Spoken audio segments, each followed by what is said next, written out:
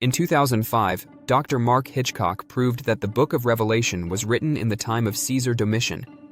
In his doctoral dissertation, which is over 200 pages long, he begins by explaining the following.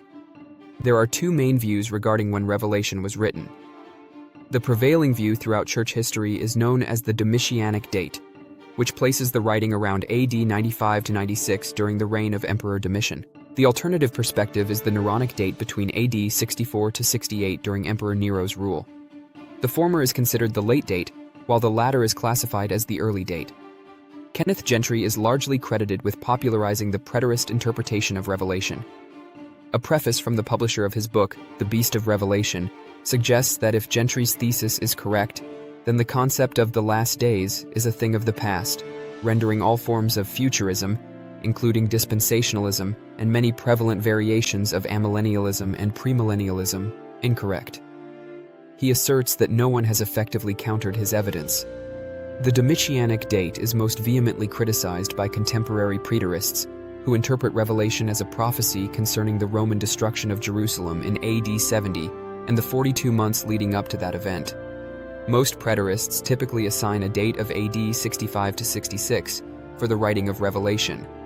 Contemporary preterists have painted themselves in a very narrow corner for dating the Book of Revelation. Kenneth Gentry argues that Revelation anticipates the demise of Jerusalem, August AD 70, the death of Nero, June AD 68, and the formal imperial involvement in the Jewish War, spring AD 67.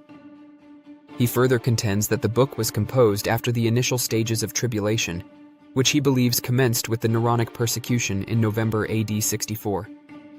If Revelation is indeed a prophecy regarding the destruction of Jerusalem in August AD 70 and the preceding 42-month tribulation, it must have been written by spring AD 67 at the latest. Howard Winters articulates the preterist reliance on the early dating of Revelation succinctly. When the interpretation depends upon the date, the interpretation can never be more certain than the date itself. If the date is wrong, then, of necessity, the interpretation is wrong. Making the interpretation depend upon the date is therefore built upon a sandy foundation. But if the late date is correct, the whole approach that assigns Revelation as a prophecy fulfilled in the destruction of Jerusalem is false and must be totally rejected.